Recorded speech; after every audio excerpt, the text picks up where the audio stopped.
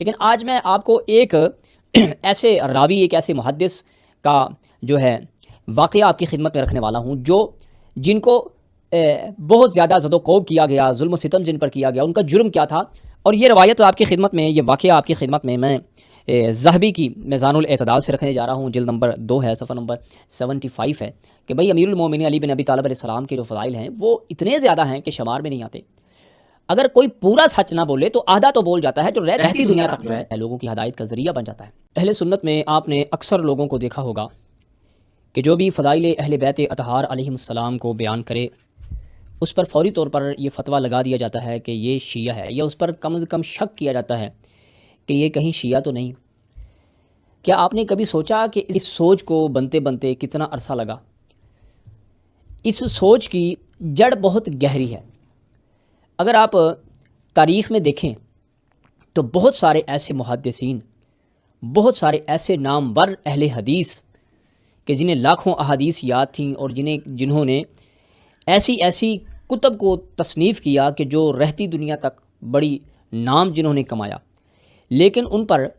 اہل بیت اطہار علیہم السلام کے فضائل بیان کرنے کے حوالے سے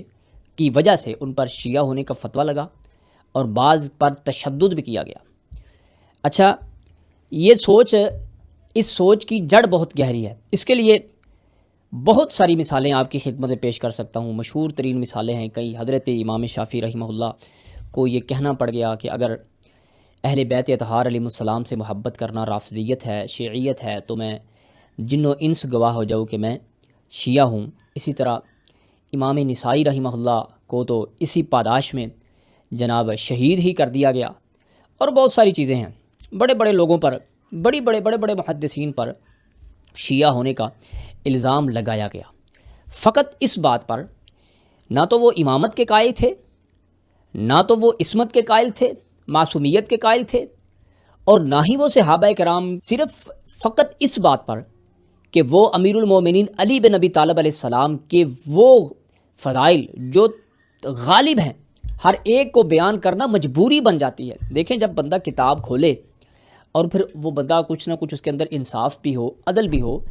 حق اور سچ بھی اس کے اندر ہو، تو وہ اس بات پر، اس کو لکھنے پر مجبور ہو جاتا ہے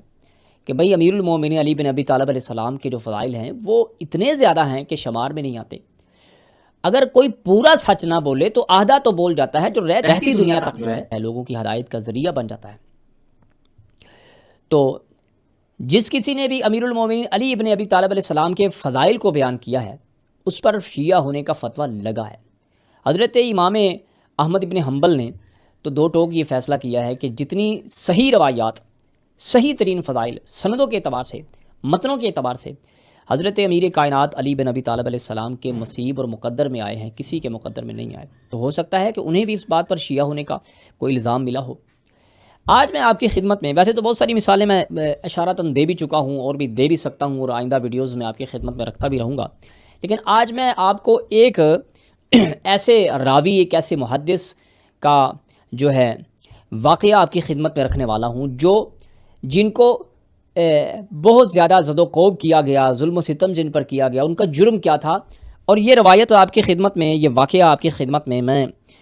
ذہبی کی میزان الاعتدال سے رکھنے جا رہا ہوں، جلد نمبر 2 ہے، صفحہ نمبر 75 ہے، آپ کی خدمت میں رکھوں گا، اور آپ حیران رہ جائیں گے، اور آپ کے دل میں جو حسینی منہج کے لوگ ہیں ان کے دل ذرا دلیر ہوں گے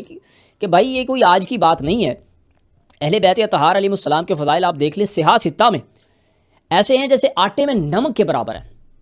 اور اس کے علاوہ اگر صحاح ستہ سے باہر چلے جائیں دیگر کتب میں، تو محدثین اہل سنت نے پوری کتابیں، ضخیم کتابیں امیر المومنین کے فضائل پر لکھ دی ہیں، اہل بیت کے فضائل پر لکھ دی ہیں، لیکن صحاح ستہ میں وہ بڑی محدود ہیں، ایسے آٹے میں نمک کے برابر ہیں۔ ٹھیک ہے، یہ ایسا کیوں ہے، اس کی وجہ کیا ہے، وہ بھی انشاءاللہ آپ کو آج اس ویڈیو میں، جو ذہبی میزان الاعتدال میں یہ واقعہ لے کے آئے ہیں، اس میں آپ کو سمجھ آ جائے گی انشاءاللہ الرحمن۔ یہ آپ کی خدمت میں رکھنے جا رہا ہوں جناب، ذہبی نے اسے جلد نمبر 2 صفحہ نمبر 75 میں بیان کیا ہے، اور الکامل فی الضعفاء الرجال میں اسے بھی جناب بیان کیا گیا ہے۔ الامام الحافظ ابی احمد بن عبداللہ بن ادی الجرجانی، اس نے بھی اسے بیان کیا ہے، اس کی جلد نمبر 4 ہے، اور صفحہ نمبر جناب 72 ہے، ٹھیک ہے۔ یہاں پہ ایک راوی ہیں، یہ کوفے کے ہیں، زکریا بن یحیی الکسائی الکوفی، ٹھیک ہے۔ اس کے بارے میں سب سے پہلے آپ یہ دیکھ لیں کہ اہل سنت علماء کرام کا یہ اس کے بارے میں خیال ہے کہ یہ بندہ صالح ہے، یہ بندہ جناب ثقہ ہے اور عبادت گزار ہے، بڑا یعنی کہ اعلیٰ ترین محدث ہے، روایت حدیث میں اس کا بڑا نام ہے۔ لیکن اس سب کے باوجود اس کا جو حال ہوا ہے وہ ذرا میں آپ کی خدمت میں رکھتا ہوں، سن لیں ذرا۔ میں آپ کی خدمت میں جو بات رکھنے جا رہا ہوں، یحییٰ ابن معین، ان سے سوال کیا گیا، کسی نے سوال کیا یحییٰ بن معین سے کہ یہ جو شیخ ہے کوفے کا، دیکھیں شیخ کہا جا رہا ہے الکوفہ، جو کوفے کا ہے، یقال لہ زکریا الکسائی، یہ کاف باریک ڈنڈے والے کے ساتھ کاف کے ساتھ ہے،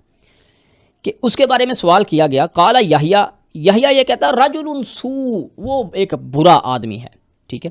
یحدث باحادیث سوء، وہ بری روایات بیان کرتا ہے۔ تو سوال کرنے والے نے قلت لیحییٰ، اس نے یحییٰ سے یہ کہا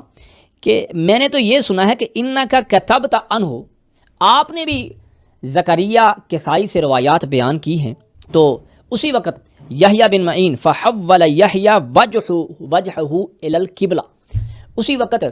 یحییٰ ابن معین نے اپنا چہرہ قبلے کی رخ کیا اور پھر وحلف باللہ، پھر اللہ کی قسم اٹھائی اور یہ کہا کہ میں انہ لا اعرفہ، میں اسے پہچانتا بھی نہیں ہوں اور نہ ہی میں کبھی اسے ملا ہوں، ولا کتب عنہ، اور نہ ہی میں نے اس سے کوئی روایت بیان کی، الا ان یکون رآہ فی طریق، یا پھر یہ ہو سکتا ہے کہ کہیں راستے میں چلتے میں نے اسے دیکھا ہو، وہو لا یعرفہ، اور وہ مجھے جو ہے نا وہی میں اسے نہیں پہچانتا۔ ثم قال، پھر یہ کہا یحییٰ نے، کیا کہا کہ ایسے بندے کے لیے ہونا تو یہ چاہیے، ایسی روایات بیان کرنے والے بندے کے لیے، ایسی بری روایات بیان کرنے والے بندے کے لیے یہ ہونا چاہیے کہ اس کے لیے کنواں نکالا جائے اور اسے اس یحفر لہ بئرن، اس کے لیے ایک کنواں نکالا جائے، فیلقی فیہا، اس میں اسے گرا دیا جائے، اس میں اسے پھینک دیا جائے۔ اللہ اکبر۔ اب ہم دیکھتے ہیں کہ وہ روایات کون سی تھی جو وہ بیان کرتا تھا زکریا کسائی الکوفی، جس کی وجہ سے اس کو اس کے حق میں جناب اعلان ہوا کہ اسے کنویں میں پھینک دیا جائے۔ تو اب آگے چلیں تو یہ بھی بات ملتی ہے کہ وہ کچھ ایسی روایات بیان کرتا تھا کہ جس میں اکثر اوقات جو اس نے روایات بیان کی تھیں وہ فضائل اہل بیت اطہار علیہم السلام میں وہ روایات بیان کرتا تھا۔ کون سی روایات تھیں جن کی بنیاد پر اس کے لیے یہ سزا سنائی گئی کہ اسے کنویں میں ڈال دیا جائے؟ وَزَكَرِيَّا بْنَ يَحْيَى الْكِسَائِي هَذَا أَكْثَرُ الْأَحَادِيثِ الَّتِي يَرْوِيهَا فِي فَضَائِلِ أَهْلِ بَيْتِ، وہ اکثر وہ روایات بیان کرتا تھا جس میں اہل بیت اطہار علیہم السلام کے فضائل تھے۔ وہ اکثر اوقات اس کی روایات اہل بیت اطہار علیہم السلام کے فضائل میں تھیں، ٹھیک ہے۔ اس وجہ سے اس کے لیے یہ سزا سنائی گئی کہ وہ ایسا بندہ ہے کہ جسے کنویں میں ڈال دینا چاہیے۔ یہی ایک وجہ ہے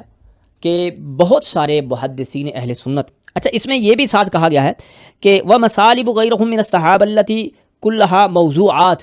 اور وہ کچھ موضوعات روایات بھی بیان کرتا تھا، وہ ایسی روایات تھی جس میں صحابہ کرام کے حوالے سے کچھ باتیں تھیں۔ دیکھیں اکثر اوقات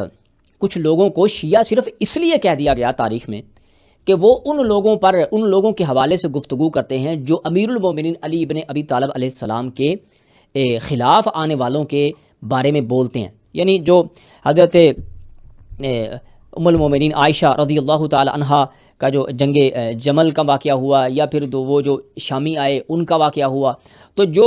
حضرت امیر المومنین علی بن ابی طالب علیہ السلام کے حق میں اور جو ان خلاف جنہوں نے نکلے ان کے حوالے سے بات کرتے، ان اکثر پر یہ فتویٰ لگا دیا کہ کیونکہ یہ رافضی ہیں۔ تو اس کی وجہ یہ ہے کہ قانون بنایا گیا کہ مشاجرات صحابہ جو ہیں اس کو بیان نہیں کرنا، اب اس کی بنیاد پر۔ لیکن اگر آپ کا ذرا مطالعہ وسیع ہو جائے، آپ سمجھے اس بات کو، تو صحابہ کرام، تابعین اور تبع تابعین میں، خصوصاً تابعین اور تبع تابعین میں اکثریت ایسے لوگوں کی تھی اور بھر بھر کے ایسے لوگ تھے جو کھلے دل سے یہ اس بات پر اس ٹاپک پر بات کرتے تھے کہ حق پہ کون تھا اور دوسری طرف کون تھا۔ حضرت امیر المومنین علی بن ابی طالب علیہ السلام کے حوالے سے اہل سنت کا متفقہ فیصلہ ہے کہ وہ ان تمام جنگوں پہ حق پر تھے۔ اسی بنیاد پر اب یہاں پر اس نے جو روایات نقل کی ہیں اس میں ضرور یہ ہوگا کہ امیر المومنین علی، کیونکہ وہ کوفی ہے، امیر المومنین علی ابن ابی طالب علیہ السلام کو حق پہ مانتے ہوں گے، سامنے والوں کے حوالے سے بات کرتے ہوں گے۔ یہاں پر میں آپ کو نیکسٹ ویڈیو میں ایک اور بھی بڑی دلچسپ بات بتاؤں گا کہ وہ روایت جو بخاری اور مسلم میں موجود ہے اور بخاری اور مسلم کی شرائط پر ہے اور مشہور ترین روایت ہے، اور میں کہوں گا متواتر بھی ہوگی، اس روایت کے حوالے سے بھی کچھ لوگوں نے اعتراض کیا ہے کہ اس میں کیونکہ یہ کہا گیا ہے اور یہ دوسروں کے خلاف ہے، تو اس لیے میں انشاءاللہ نیکسٹ ویڈیو میں آپ کی خدمت پیش کروں گا۔ یہ وہ چیزیں ہیں جس کی وجہ سے فضائل اہل بیت اطہار علیہم السلام کو آپ دیکھتے ہیں کہ وہ بہت کم روایت ہوئے۔